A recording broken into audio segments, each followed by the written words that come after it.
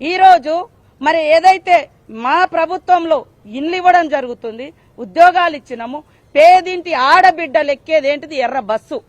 ఇవాళ మీ బిడ్డ అంటే సరే పెద్ద పెద్ద కార్లలో తిరుగుతుంది, చాలా మరి అనుభవిస్తుంది, ఉద్యమ ఆకాంక్షను వాడుకొని మీ కుటుంబం మీరు అధికారంలోకి వచ్చిరు, 10 ఏళ్లు దర్జాగా ఉన్నారు.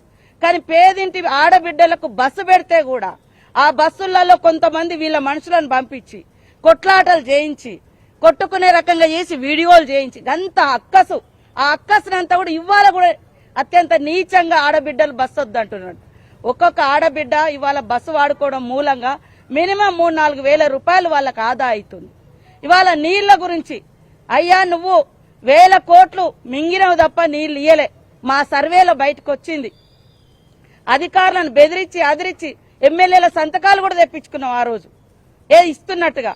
కానీ ఈ రోజు మేము మా గత ప్రభుత్వంలో వేసినటువంటి బోర్లు గాని అదే విధంగా ఇతరత్ర లోకల్ సోర్స్ గాని అవన్నీ వాడుకుంటూ ప్రతి సంవత్సరం మేము దాదాపుగా 150 కోట్లు ఈ రిపేర్లకు ఈ మెయింటెనెన్స్ కి ఇస్తూ పాటు కొత్త సోర్స్ ను కూడా మేము ఇవ్వడం జరిగింది.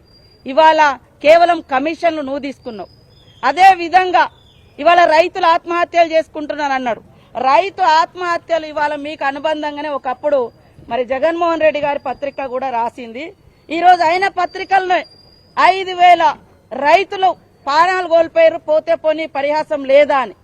ఈరోజు మీకు బాగానే దగ్గర ఉన్నారు కదా ఆ రోజు కూడా, మరి అలాంటి పత్రికలనే ఇవ్వొచ్చినాయి. ఇవాళ రైతులకు సన్నవడ్లు వేస్తే ఊరే అని చెప్పి నువ్వు మాత్రం ఎకరంలో ₹1 కోటి పంట తీసినావు. ₹1 కోటి పంట తీస్తున్నా అన్నావు. మరి ఎందుకు ఆ విషయం రైతులకు వివరించలేకపోయినావు, నేర్పించలేకపోయినావు? రాష్ట్రానికి పెద్దనే కదా అన్నవాడు.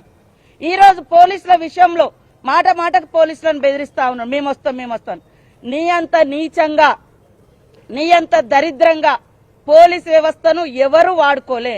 ఫామ్ హౌస్ కాడ కాపలా పెట్టుకున్నావు. ఫామ్ హౌస్ అనేది నీ ప్రైవేటు, నువ్వు రోజు ఫామ్ హౌస్లోనే ఉంటావు. పాపం వాళ్ళు అక్కడనే కాపలా కాయాలి.